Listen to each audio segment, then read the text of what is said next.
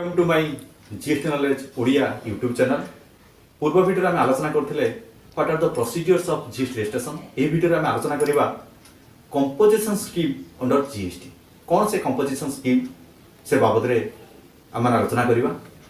Composition scheme साधारणतः छोट छोट व्यवसायी माने ही नहीं थांती।